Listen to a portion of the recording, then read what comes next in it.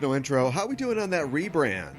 I don't think. How we doing now that nobody's really quarantined anymore, and a bunch of kids are gonna go back to school in a month or two?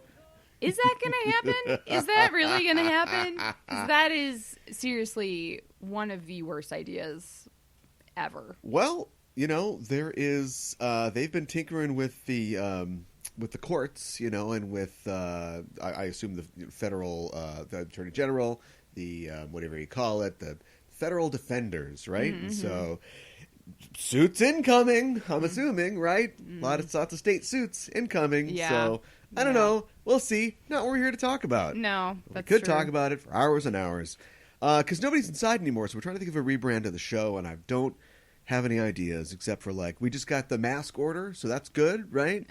So, like, who was Yes. that Masked movie or something like that, or The Mask? Sure. We're smoking, Sure, but don't smoke. It's bad right. for you.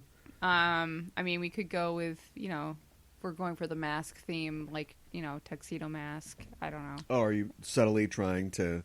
Let me not so subtly try to push another show on the Just Enough Trope Network. Now I know how it feels to be the last woman that dated, like, George Clooney. Okay. You know how it is? Uh-uh. Right? He dates. He's just dating. He's a confirmed bachelor, but, like, you know, a straight confirmed bachelor.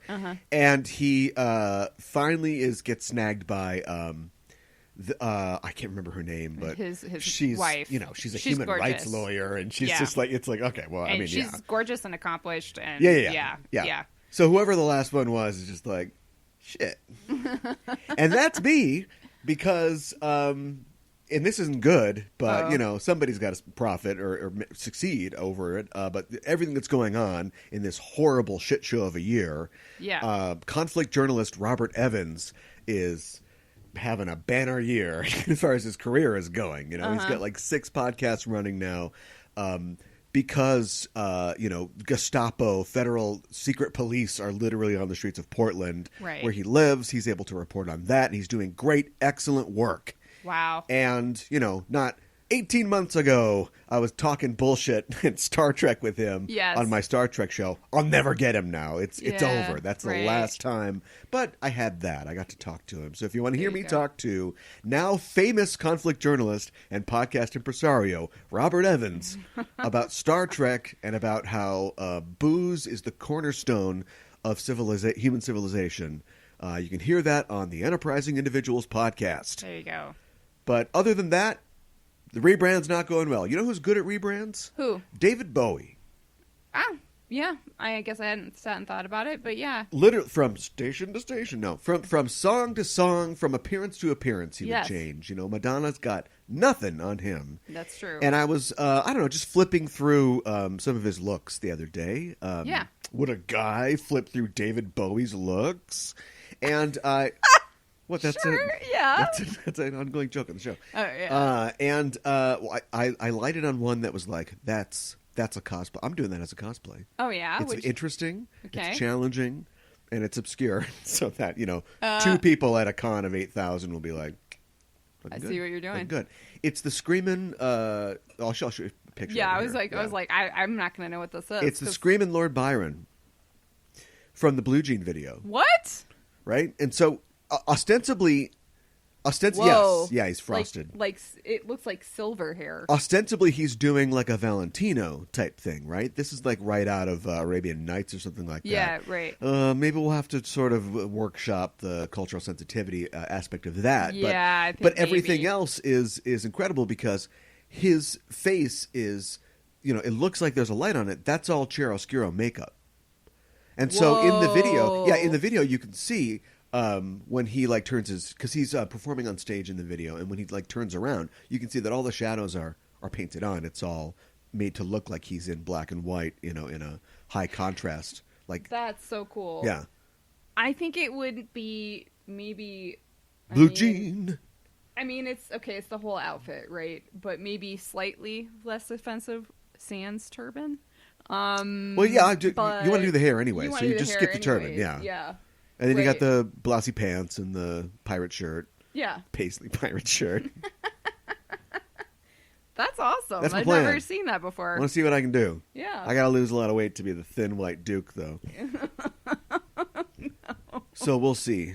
And I think right before this, he was a DJ, right? Oh, okay. Yeah. He is a DJ. He is what he plays. Yeah. Mm-hmm. So, Man of many faces. Costume ideas. Yeah. I think that's Lon Chaney, but okay. No, that's a man of 1,000 faces. Man of 1,000 faces. Who's the man of many faces before Lon Chaney came around and was like, we're going to pin this down to a number? Good question. Some guy, yeah, he got tossed right out. Yeah, I don't know. With the garbage. Do I have any cosplay If you can come up with something in like ideas? 30 seconds, because we got to talk about these films. goodness. Two of the most important films of all time. I don't have any... nothing really new. So not 30 seconds. Then. So I guess not really. Okay. So sorry, I haven't even. I know it seems like not Why even would worth. I even think about it? But at the same time, you need time to plan. You need time to plan, and that's a good thing. Yeah. So I think mention. like if there are ever any cons ever again, let's hope we're gonna see some fantastic cosplay. I think you're probably right. All let out a couple sizes because we're all getting real fat. Well, I think some people are, have continued to work on their costumes even though they knew that the cons were going to be canceled. Sure. So there's that too. You know what I mean? Sure. No. Look at me. Okay. Ladies, Sorry, I'm distracted. Look at the horse. I'm distracted. Look at me. Okay. Look back at the horse. Let's talk about. Look, I swear we flip a coin every episode, We do. and you've gone like 10 in a row now. You going first, but that's where we are. And I wanted to mention before we go on that we don't usually cheat and look stuff up because this is just our impressions of these films. We know they've been around for years and years, 50 and 60 years in today's case. Mm-hmm. And so we're not concerned with the minutia so much as just enjoying them, but we're going to get yelled at. There's so much minutia on these two films, so I will be probably cheating a little bit, but not to distract from the discussion. Talk about your film. So my film was a little film called Easy Rider. Yeah. This is one that's been on my list for a very long time. Largely because it's it's very iconic, and I think has been fairly influential in a lot of ways, and is well remembered and that all that. But it just keeps, it's one of those films that I feel like you keep hearing about it, and it's like, well, clearly that needs to go on my list because clearly that's something that I need to watch if I am a student of film, especially American film. Yeah. And I knew it was a road movie. Yeah, it is. And I knew that they rode motorcycles. Yeah. And that's about it. I didn't even know where their trip, was going to be in America. Yeah. Or, And you know it wasn't about Morgan Freeman teaching kids to read. Right. I wish that I should write these down. Yeah. Because we're finding every day in every way there are things that you have to know. Like you know who Charlie Chaplin is. Yeah. I know who Charlie Chaplin is. Both of us were. Well, he was. Yeah. I mean, I don't know. I mean, he might have crossed over one of our lifetimes, but he's been dead for a while. Yes. But we still know because the boomers got it from the Greatest Generation. Right. Everything. But anyway, there's certain things that like I go like something, and you're like, huh? And it's like, okay, write that down, and we're gonna chart this generational fault line that does where things don't cross over, and one of them is Easy Reader from the Electric Company. Yeah, I got nothing. Was that a double miss for you there, Snake Eyes? Well, I know the show The Electric Company. I don't know if I wasn't allowed to watch it, so I don't know if I barely know it. I don't think I ever watched it though. Well, this is an Easy Reader. Okay. These guys, I don't think they'd read if you forced them to. Probably not. If you gave them, the Electric Kool-Aid experience, maybe. Let me talk about what the movie's about. Yeah. Okay. Billy and Wyatt are two bikers, and they have just wrapped up a huge drug deal down Mexico way. Mm-hmm. And this is it, man. They can do it. They can check out. They can retire from America and just find themselves. Right. And that's their plan.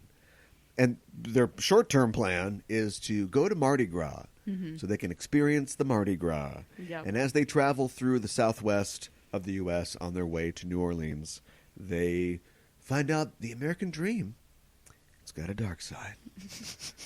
Easy Rider, this Friday. I don't know how you'd even try to sell Easy Rider now. Yeah, right. If you've ever seen Albert Brooks's Lost in America, Yes, that is, a New York Jew's answer to Easy Rider. Easy Because he's Rider? like, we're gonna check out. We're gonna get lost. Uh-huh. We have the nest egg. Yeah, right. So we're gonna and so that's and then of course the movie starts with I think they play Born to Be Wild, and he's in the Winnebago and he sees a black guy in a chopper come by.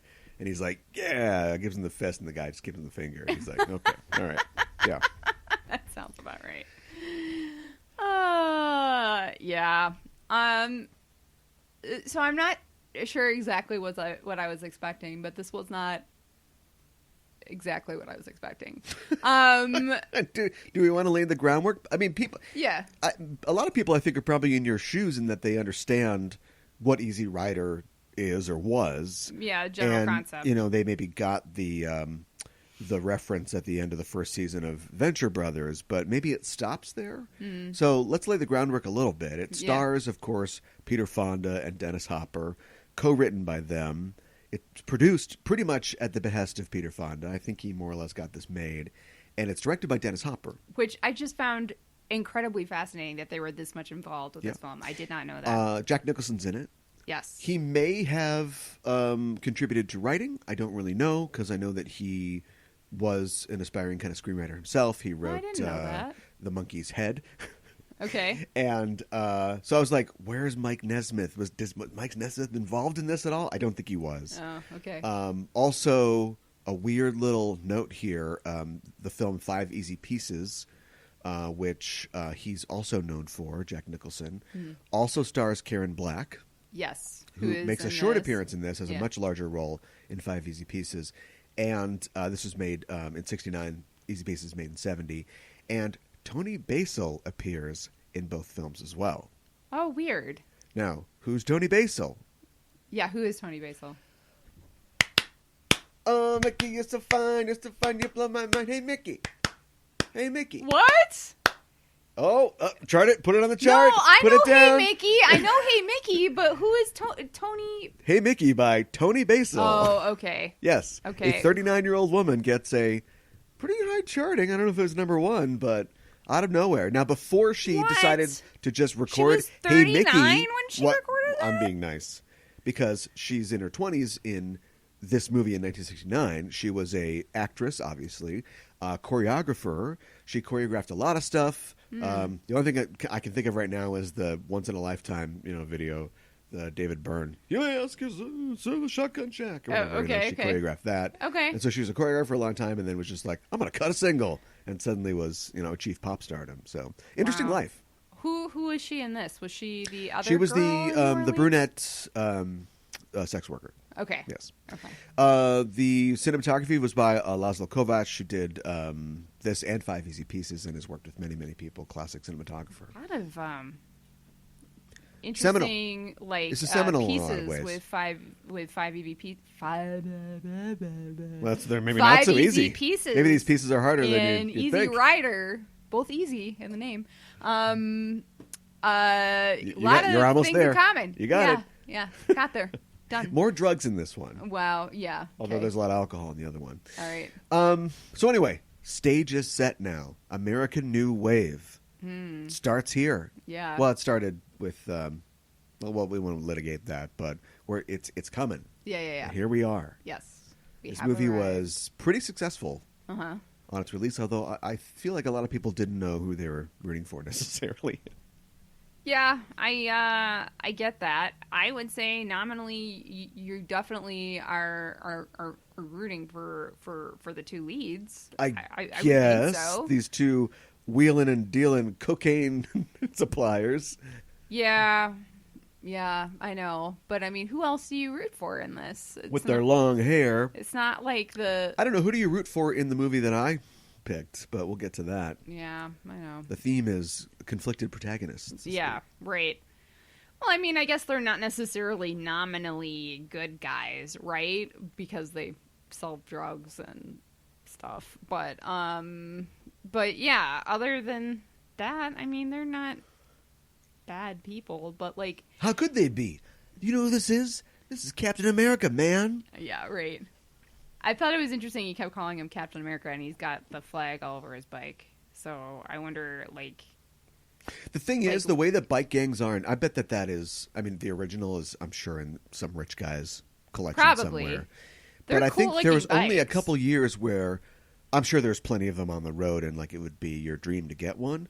But the bikers are so right-wing now that they probably don't even, they probably laugh at Easy Rider. Do you know what I mean? Because these guys, they just wanted to check out, man. Well, at the beginning of the film, as soon as they complete the drug deal, they get on their hogs. He takes off his watch and throws it away. On the like, ground. Screw you, time. Yeah, I know, right? I mean, they're basically. Sorry. The guy they do the coke deal with at the airport is Phil Spector, by the way.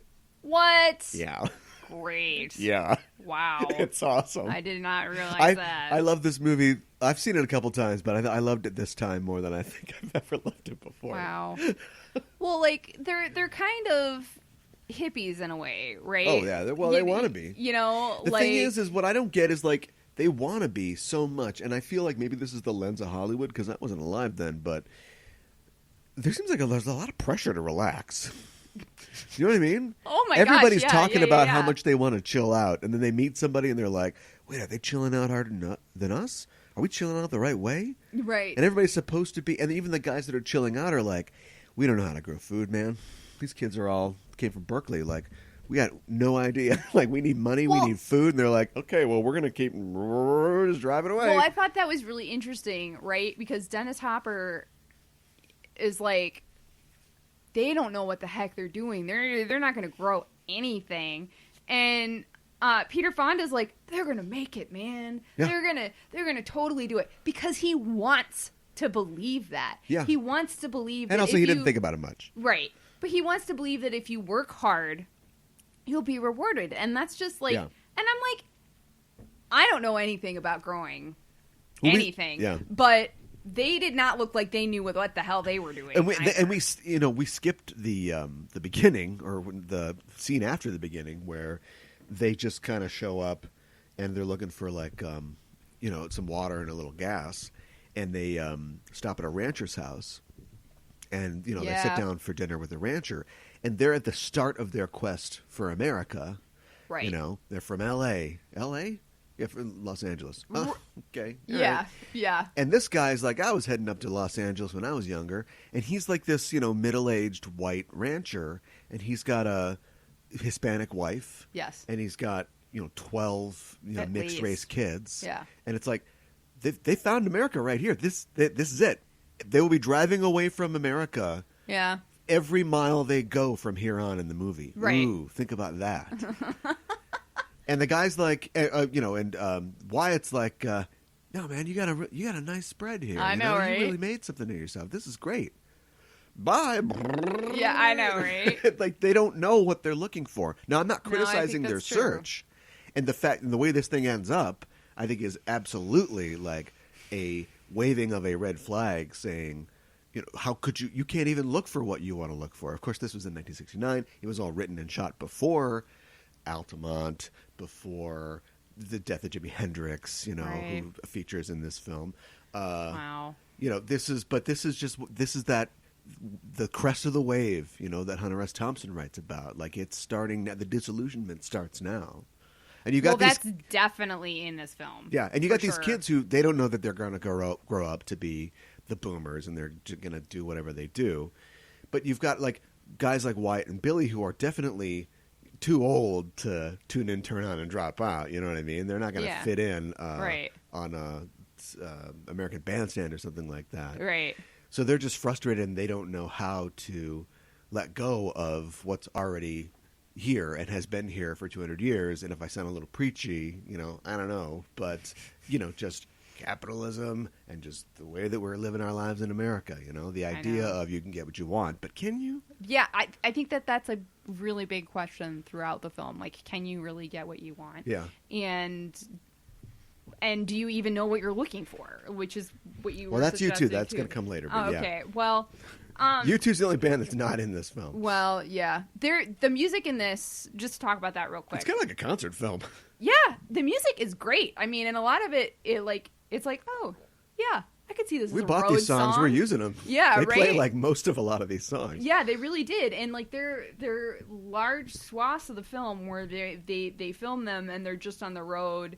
And you see them kind of interacting with each other, but it's also so they're showing that they're traveling, they're showing the landscape changing, showing time passing, but they're also really highlighting and displaying this great music too. So yeah, and every time that they're showing them getting their motor running, they're showing them getting out on the highway, they're looking for adventure, and they keep sort of running into these stations, on this pilgrimage, and every time they meet somebody who's dropping out or whatever, and they're like, it's not for us.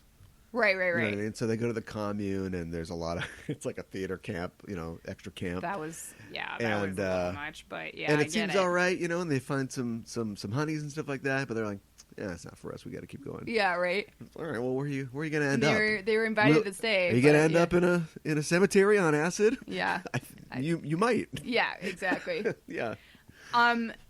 Jack Nicholson in this was great. He's too. great. Oh my god! Yeah, he's good. And like, so they meet him in like a jail cell somewhere. I don't even know where they're at this point.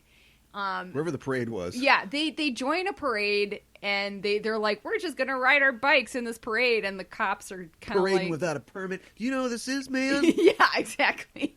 So they get thrown in jail, and I don't even know if they realized there was somebody else in there, but like Jack Nicholson eventually wakes up, and like, and I didn't recognize him for like the first, I don't know, 30 seconds or so, and then I got a really good look at his face, and I was like, oh my god, I don't know if, and I knew he was in this because I saw the credits and everything, but I don't know if I've ever seen him this young. Like, this is a very young Jack Nicholson. Yeah. And well, I'll watch 5 Easy Pieces. Yeah, right. Or Cuckoo's Nest. Yeah. And he drinks. I have seen Cuckoo's Nest. He drinks whiskey like an old prospector. Oh my god, that was fantastic! Well, I looked at you because like you do that sometimes, like making fun of people who do that. Yeah.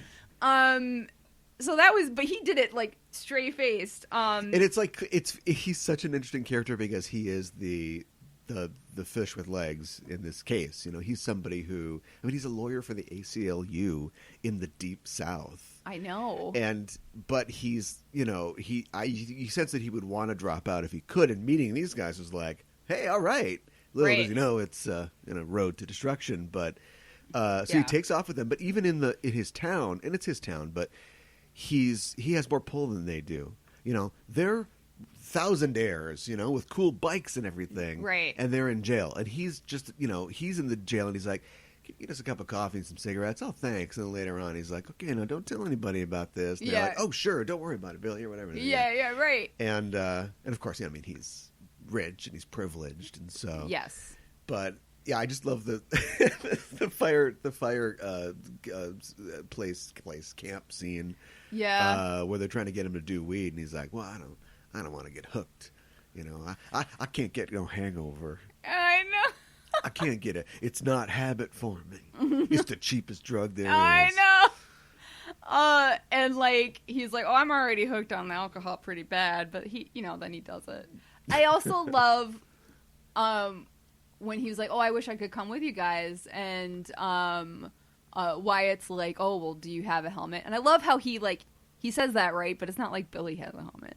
But anyways, yeah, well. But then like Nicholson gets like this classic Nicholson smile on his face. He's like, oh, do I have a helmet? I've got a beauty or whatever. And then we see them on the bikes next, and he's wearing his old high school football helmet. Yeah. That was so great. She's like, you saved this for your son. Yeah. Like, oh boy. I know. Yeah, it's weird. They make it to Louisiana and they go to this brothel that they've been told about. Yes. and they meet these two girls, and then it kind of shifts. It's all shot on kind of handheld when they go through. When they're going through New Orleans. Through the city on Mardi Gras, which I think is good. Yeah, and there's a lot of like what looks like early morning stuff because there's a lot, it's like dawn or daylight. They must have tried to get footage at night. Like you want to get like night footage in New Orleans, right? Yeah, right. If it's Mardi Gras, but I wonder what happened with that. I don't know a lot of shooting stories of this film. I do know that when they shot in the cemetery and Fonda is up on the statue, of the woman or whatever she is, Hopper was tried to get him to talk to the statue like it was his mother. Oh. Who had committed suicide when he was 10. Oh my God. His dad, of course, Peter Fonda or Henry Fonda around for a while, but and so like they got in a big fight over that, but eventually he did do what he does in the film when he's like, I hate you so much, Wow. And then the girls are stripping, and it's just, it got weird. It's some people say it's like, it's one of the first examples of experimental film in mainstream movies, which I guess is true in America. Right. But it's a good sequence. It is. It's crazy. You feel like you're freaking out with them. Yeah. And I feel like we don't really. I noticed this. I feel like most of the shots in the graveyard, so we see a little bit of everybody's perspective, I think, for the most part. Although I don't know that we really see much of Billy's, but it's mostly Karen Black and Wyatt. It's a little bit of Tony Basil, too, but she's completely naked at some point, but we don't necessarily... I guess when we see, do we see perspective shots? That's mostly just Wyatt's perspective. Stuff. But then there's this guy of... who's, I don't know if he's real or not, but there's this guy who's there holding a service, or maybe he's just and he has paying respects or something, and they kind of keep messing with him. Yeah. That was really weird. So I was wondering with that too, like if they just completely hallucinated him, or if he was somebody from one of their past who they actually knew. I don't know. Doesn't really matter, I guess. Don't know. Didn't look but nobody's really having a good time, right? No. Everybody's having a really bad trip. And right after that, they're on the road. He's like, we blew it, Billy. Yeah. And I don't know, what he's. There's nothing that specific in the movie that they blew, but he's just saying that we blew it. We blew our shot. We blew our chance to drop out or to find America or whatever. And the movie agrees, because right after that, it's we're scared of these whole boys. They just get viciously blown away. I feel like I've heard somewhere about the ending of this, but maybe I just didn't remember. But when the guy was like, let's scare them, or whatever. Yeah. I didn't think he was actually going to shoot them. I thought he was going to shoot around them or at them or freak them out. And then he's like, we need to turn around, not so we can help Billy, who we shot. No, so we can shoot Wyatt. Well, it's very abrupt, and it's hyper violent, obviously. But the really scary and more realistic thing is when they go into the diner, in oh my gosh, in BFE Parish in Louisiana, and they're just there to get some food, coffee or some food, and then there's the sheriff, with the good old boys who start talking about is that a woman? Look at that long hair. And then maybe this is a little fictional, but then there's the table full of 16-year-old girls who are all like, hey, they're like, we're gonna die. Yeah, right. We should probably go. Yeah. But this could only be, and I'm glad it was, from a white perspective, Dennis Hopper. But it's not just white people who feel that way when they go into places. No, absolutely. So absolutely, seeing a little bit more how other people have to live. But and then they get attacked. I'm assuming that night at the campfire. Well, the guy and says they're not going to make the parish line. I guess they didn't hear that. Yeah, I don't think they did. I'm assuming it's people from the diner who come and attack them. Yeah, it's got to be. Yeah. I have to say real quick that although you like it now, that ending does happen, and it's very abrupt, and you're like, so who gets the money? Oh, shut up. That's what they want you to ask, man. I know that's not what it's about. And it's like watching Citizen Kane and being like, so what happened to the sled? Somebody going to clean up that snow globe? Wow. Bad things, man. All right, anyway. I gotta watch my mouth around you. Let's move on to my film, which is much longer and more complicated, and somehow we're going to talk about it in less time than that took. Uh-oh. My film was The Bridge on the River Kwai from 1957. Yes. This is just one of those things where it's like, I ain't never seen it. Mm-hmm. I don't know why. Yeah. I just never did. Mm-hmm. Like I said, it's 1957. Of course, it was directed by David Lean, director of Lawrence of Arabia and a lot of amazing films. I believe that's on my list because I have not seen that. This is, of course, one of them. There's another one that I think if we ever have to put a bullet in the head of this show, I will be. This is my. You remember how Desmond was saving our mutual friend? You know, he wanted to be reading it when he died, or he was gonna read it before he died, or whatever. On Lost. On Lost. Sorry, on Lost. Okay. No other Desmond in the world. Well, I thought that's what you meant. Somewhere was crying. Yeah. Okay. Yeah. So like he was sailing his boat and he thought it was gonna crash. He's like, oh, I gotta get my book. This is like a dumb thing, but anyway, Dr. Zhivago. Oh, movie I have not seen. I have it on. You own it. I have a 2-disc copy of it on Blu-ray. Let me preface: you own it. But yes, David Lean movies are for me like they are the stations in my life, and I'm going to open that one just before I die. Oh wow! But anyway, he directed this movie. It stars William Holden and Alec Guinness and Jack Hawkins, and well, I guess I'll mention the guy that played Saito, Setsue Hayakawa. Yeah. But otherwise, a bunch of other people who are very good. What is it about? Well, Don't say a bridge. Wow. Don't say a bridge. Right. I could just say that. It's about a bridge.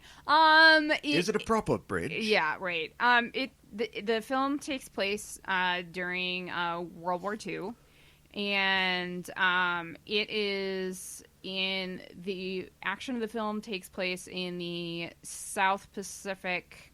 Most of it takes place on a little island somewhere not far from Ceylon, Sri Lanka. I'm not sure if we ever pinpoint the exact location. It's in Burma, which would be Myanmar now, which right. is right by Thailand and yes. and tucked in there. Yes. So there is a Japanese camp for the Allied prisoners of war. So they have a lot of prisoners there. The general there, General Saito, has been commissioned to build a bridge over the River Kwai, and it's got to happen by such and such date, otherwise he has to commit suicide. So he wants to make it to happen. There are a lot of push and pulls and conflicts along with that. There is and Alec Guinness is a general in the British Army. They butt heads a lot in the beginning. And there is an American Navy officer who is also there, who has been there for a while, played by Holden. He ends up escaping, and in a B-plot of the movie? I don't know. Hard to say. Another plot of the movie, he ends up escaping and gets basically recruited by the British Army to come on a mission with them to blow up the bridge. Yeah. And that's more or less the film.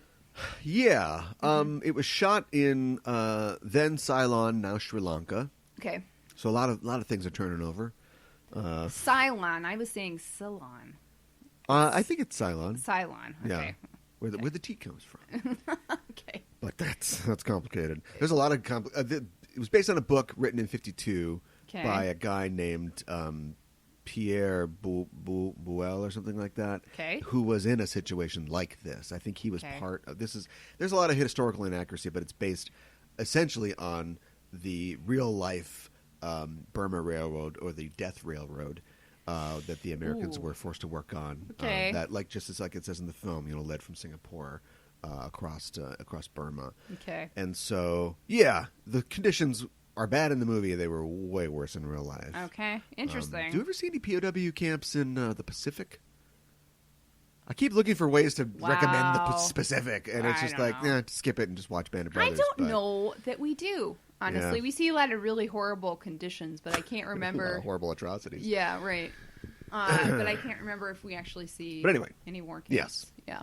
And it's, I don't know about the book, but the film has, I don't want to say it's tragic comic, but it has comedic elements. It does. And it certainly has satirical elements and a real sort of that kind of British sardonic, Yes. like, why are we doing this? You know, it's like we have Queen and Country or King and Country in this case. A lot of things are different. Yeah. And yet the movie is mocking that as well. Like, and I just don't. It'd be real. I mean, we just watched Easy Rider, a movie by Americans, Right. two men who grew up off the fat of America, who turn around and attack America. So Right. I mean, it's cultural commentary, but the British seem to have this really good way of, supporting these institutions and also going like, aren't they crazy? The movie ends with literally people on the same side trying to kill each other Yep. to accomplish something Yep. that was so small to begin with. Yep. But yeah, it's man, it's rough. How does this compare to, speaking of David Bowie, Merry Christmas, Mr. Lawrence? A movie with Wow. it's very similar in a lot of ways. It's also about a Japanese work camp. Do you remember that movie at all? I'm just trying to remember it. I don't think I remember it very well. All right, we'll just at listen all. to this So recording that's of Blue horrible. Jean. Blue Jean, I don't know what to say. Oh. Okay. This is clearly okay. You know what? I do know what to say.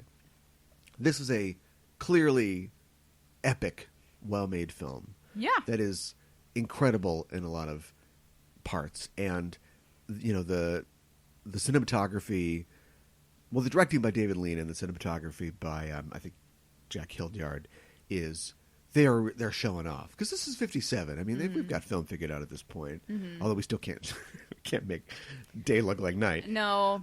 There's a but really what- bad part where I don't know why they felt it necessary in every other scene. I mean, you can just tell it's not night, but they're taking Obi-Wan out of the box because Yes, Saito's right. going to try to ply him. He's going to try the carrot instead of the stick. Yeah. And then some of the guys in the hospital see this going on. Yes, I know what you're talking And about. so it's everything's like that, but then there's one part that I guess was too light, so they darkened it out. And They it's darkened this like really rectangle obvious. out, and it just does not, especially on Blu-ray, it just does not No. work. Maybe that you could have got away with that in a projection theater back in the day, but Right. but that none of that matters because you've got, of course, the photography around the bridge. You've got the Yeah. gorgeous when they're trekking through the jungle and Yeah. all those scenes. There's a shot in this that I call the Jaws shot, Uh-oh. and it's Okay. when they have these little pontoons or these flotillas that the foremen use to direct the work in the river when the men are putting yes. the piles in. Yes. And this is after Guinness has said, "Okay, we're going to help these guys because this is how I'm going to discharge my duty," instead of just go ahead and dying. Like there's a lot of talking about dying for your duty in this movie. Yes. Although nobody actually gets to take their life, even the Japanese guy. Mm-hmm. And so they get onto this pontoon, and while he's talking about all his officers get on there, and then the pontoon pushes off, or there's a rope, I guess, that they drag, and the camera's. I don't know where it is. It's on the corner, but this is like a Yeah. 1957 camera. I don't know how they're doing this. That's true. And the whole thing just takes off, and they're just going off into the river, and he's telling them what they're going to do. And the whole time, you're getting it from this corner, That's true. Yeah. perspective, and it's just like it's just an amazing shot. It is. And it's all not- the time that's happening. And it's not self-conscious. I just bring it up because I was looking for things like that. But The entire time that they're having this conversation, too, a lot of the rest of the men are goofing around in the water. So there's Yeah. lots of things that you could be distracted by in the corner of your eye, A lot of activity, yeah. But you are still like it's done in such a way that you notice it a little bit, but you are still focused on what's happening. there's also this great moment when they take. I got to stop calling him Obi-Wan. What's his character's name? Nicholson. They Yeah, take Nicholson. Eh? Yeah, right. Eh? Nicholson and Nicholson. This used to be a hell of a great country, and they changed the name to Myanmar. Whoa. They bring him in, and Saito's giving him corned beef, trying to get him to drink some Johnny Walker. Yeah. And Nicholson isn't swayed, but he sort of changes his idea about what we can accomplish here, and he goes over and he stumbles over to the model of the bridge, and he kind of bends down to get a good look at it, and the camera, I always forget the tilts, I always forget the moves, but sort of tilts down to follow him, and when it does, we see under the table where Saito's at, and we see that his leg is bouncing, like his hand is on his I head. noticed that too. Yeah. He's so really nervous. Yeah, and so this whole time you think like he's dealt with 100 commanders like Nicholson who just won't get in line. I don't think he has. And I think this is before we learn that he'll be forced to kill himself if they don't make this bridge on time. Right. But so you just get a quick glimpse into leg. He's not as calm as you think. He's not in control of the situation. He's at the end of his wits. It's some good psychological lensing for a film in the 50s. Absolutely. Yeah, I was just like, Guinness has some really great speeches on this too. And just like, I think that they, whether or not you necessarily agree with his character or what he's doing, he's clearly somebody who believes, there are certain things in the army that should discipline is important. Mm-hmm. Order is important. Decorum and the rule of law. Right, yeah. Exactly. And he clearly, he stands by that, and we see that by him, not bowing down to Saito, and like I don't think film should have a rock solid structure, but the structure is where I start to lose this film.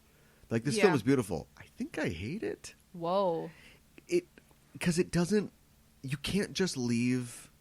It's two different films, isn't it? It kind of feels like you that. You can't just leave. I'll watch my I guess Merry Christmas as long as flashes to the trials in the future or whatever. But like, you can't just leave your sad prison camp movie, and then just start a different movie that'd be like a good James Bond movie. Yeah, right. Like I remember thinking or asking you when we were watching it, I'm like, are there sequels to The Bridge on the River Kwai? Because I love the character of Spears. Yeah, this guy Shears. Yeah. This guy who I don't know why he's 40 and he's not an officer in the Navy, but he's in the Navy. Yeah. Probably running from something. He enlisted. And he gets his boat sinks and he's with his CO, but his CO dies. So Don Draper's his CO. Yeah. Then he gets just caught on some other thing and ends up in a prison camp for a couple of years. Yep. Then he escapes the prison camp. Right. Rides the fake CO identity into like a cushy island hospital. Yeah. Where he's caught up by Sri Lanka. Yeah. And this would be the special service or whatever, the OSS, or that was the American branch, but like a British intelligence basically, who go, we know who you are, but it doesn't matter if you work for us. Right. And so now he's this guy who's like, I don't even know what's going on here, and he's like trying to shirk and get out of it all the time, and they're assembling like this commando team that he has to go with. And it's like, this is a great series. It is great. Somebody make this series. Yeah. I want to watch this series of movies. No, he's dead. They all die at the end. Yeah, I know, right? Sorry, spoilers. Everybody dies at the end. Yeah, so. pretty much. But so you've got that movie going on, and then you've got Nicholson, who has this early moral victory, where he Geneva Conventions the Japanese guy, and he doesn't really win, but the Japanese guy's like, I don't give a shit anymore. Like, we have to get this bridge done. Yeah, or I'm screwed. right. Yeah. And so he's like, well, it looks like I won that one. Yeah. And then because he won that one, it's sort of like, die by your principles, live by your principles, because now he's trapped in this thing where it's like, well we have to build the men are bridge. just idle. We would have made work for them to do anyway. What if we built this bridge, but then we told people, we built this bridge because after the war, they're going to use this for civilian traffic and freight and medicine and stuff like that. And so what if we do that? And it's like, well, I don't know what your CEO would think about that in the Admiralty, but go for it, I guess. Right. And so he's trapped in this to the point where, he's literally fighting like British soldiers at the end of the movie until he realizes. He's like, what am I doing? Yeah, which is a little on the nose because he's like, what have I done? Yeah, right. Well, what you've done is you've kind of ruined a moment at the end of this movie. But that's okay because then your second in command will go, madness, madness. And well, and then like, well, and that's that's right on the nose too. I know. And then he's like injured, and like he like falls on the explosive like as the train's going over the bridge, which is like to take the decision out of his hands. But I'm like, don't put your characters in a moral situation and then let him out of it. I mean, he gets out of it through death, but still, I think that's what drama is for, to push people past the breaking point and then see what they do and then see them deal with what they did. Yes. I think I'm with you. Especially the way that you're talking about it right now, I feel like even with the two separate storylines and like you said, that's not necessarily great, and we don't necessarily flip back and forth between them really well. I think it ends up okay, but the very end, like you said, you take it out of his hands and you have those lines that are on the nose. Yeah. You kind of sullied your film a little bit. But I think the way of what I was saying before, the British like social satire is to point to the situation. Yeah. I can't remember if I've actually made it through Catch-22. Oh, I don't Which is not British, by the way, right? Okay. But it's also a thing where it's just setting up like, oh, the military has got rules about this, but I have to do this, but isn't that against this? And it's like, you just do your job, And so, but there's a couple scenes where characters are kind of put in a situation where, well, they've crossed a line now. It's like, no, you haven't, because something else weird happens, and then it's fine, and nobody ever knows what you did. Right. And so that's like fun in like a picaresque kind of novel or something, but I felt like you were kind of asking questions, but then also William Holden is playing grab ass on the beach. I want to talk about William Holden.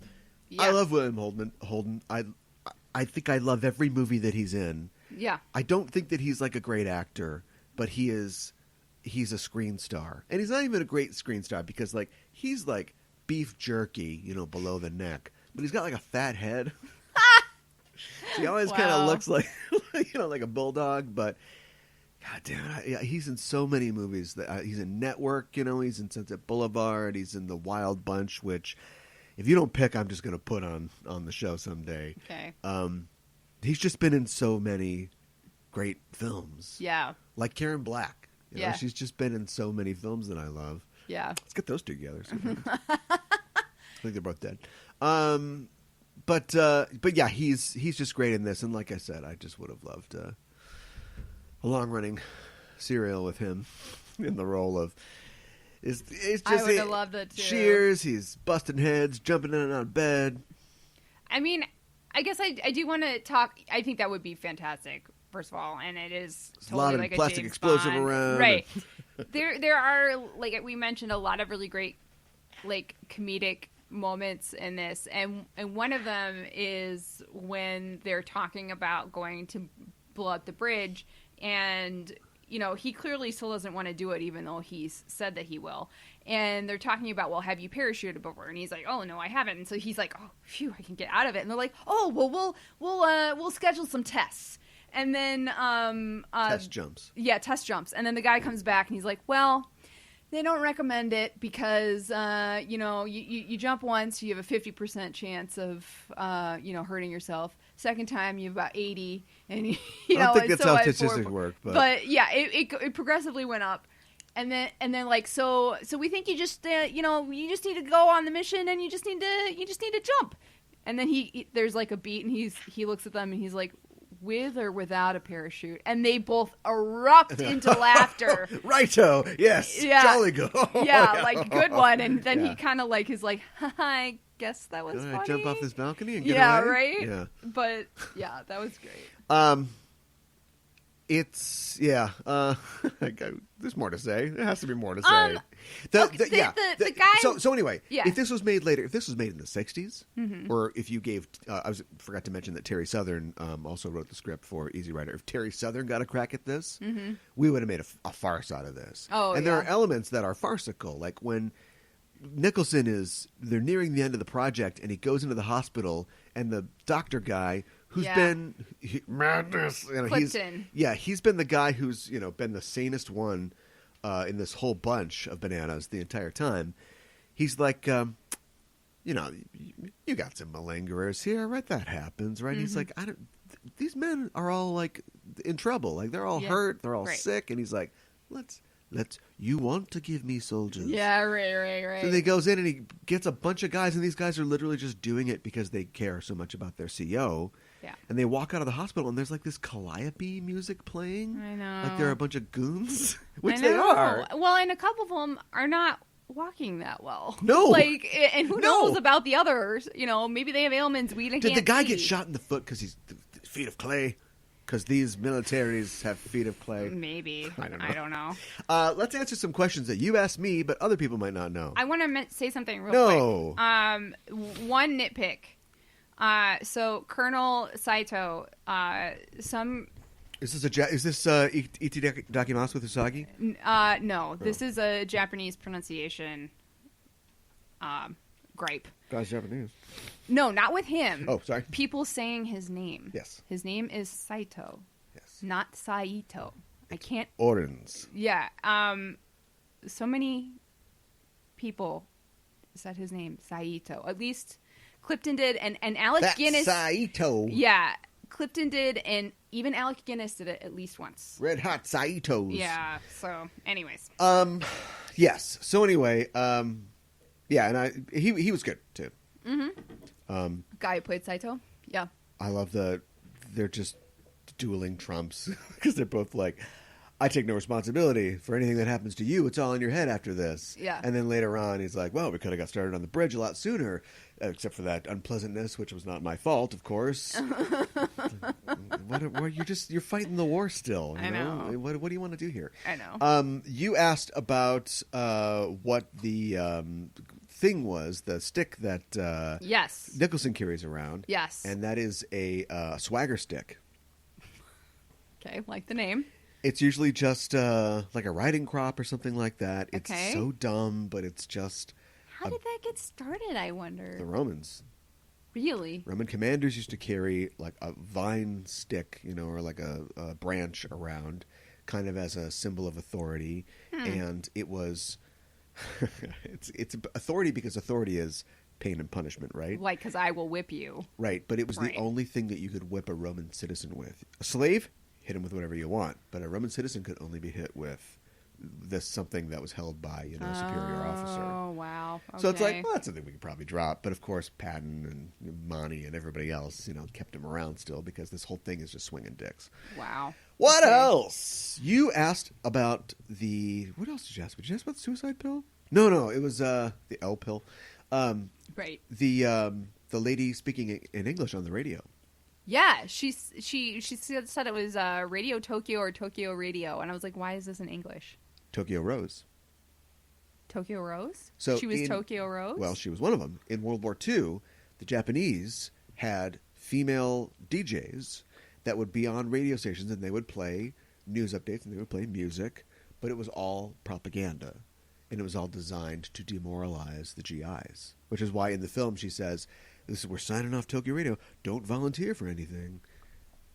Wow. Yeah. And they got native English speakers to do that. They got talented Japanese women who were could fluent speak in English. English, yeah. Okay. And so it was this whole Okay. propaganda Wow. organization, yeah. Wow. Okay. Huh. Interesting. I never heard about that before. I can't explain the Ninja Girls. The Ninja Girls? Well, I did like that the Japanese, I think actors for the most part were Japanese actors. Mm-hmm. Yeah, that was good. White people, who cares? But I'm sure most of the British guys were British. And the Thai girls were all like Thai or Vietnamese. That's cool. It wouldn't have been Vietnam back then, I guess. But no, wait. Yeah, French what would Indonesia. French Indonesia. and Okay. Indochina, yeah. Yeah. Okay. But are there really Sherpa girls who also are paramilitary commandos? I don't know. Who are gorgeous and Yeah, like, they cleaned and up. like 25. Yeah, so Yeah. two things. One, casting's always important. So the casting director of this film just walked into a modeling agency in Thailand Right? and just cleaned it out. Yeah. And then let's pour one out for the humble location scouters because the Oh, my locations in this God. film unbelievable. Yes. Yeah, just the place they put the bridge. Yes. The camp. Yeah, the camp, with all the hiking vistas, the waterfall pools, when they get jumped by the guys. Even the botanical garden in Ceylon. The hotel, yeah, which is all the practical. Hotel too. I kept looking at that vista behind him thinking, it's got to be a painting. You know, it's got to be a matte painting.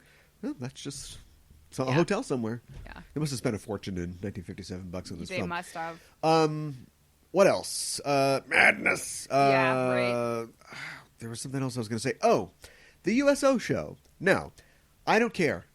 You know, drag show, great time. Yeah. However, in 1957, there are a lot of men in bras and blonde wigs on screen for a long time.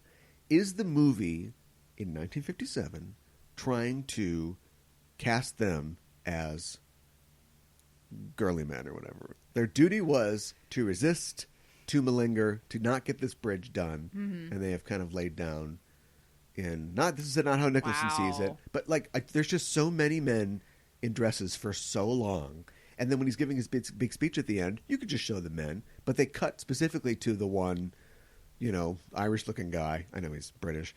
Who's literally got his makeup on, still, and he's in his crop top or whatever, and he's like, so true, so true. Did you feel like they were doing a thing? I didn't get that. Okay. To be perfectly honest. Not saying it has to be. I think that's an interesting. I know there's a long tradition of rum sodomy in the lash. No, I'm just saying of cross-dressing and entertainment and stuff like that. Right, and that's kind of like what I got from it.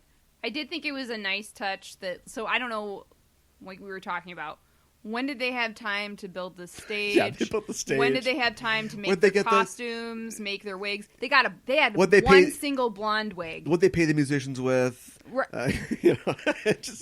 I did think it was nice that on the stage, the backdrop of the stage or the curtain or whatever you want to call it, they wove an image of the bridge in that they built.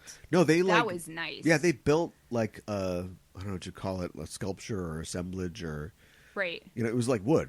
Yeah. But it was in the screen, though, wasn't it? No, I think they built a mini model of the bridge. Maybe they've used that model at some point in construction.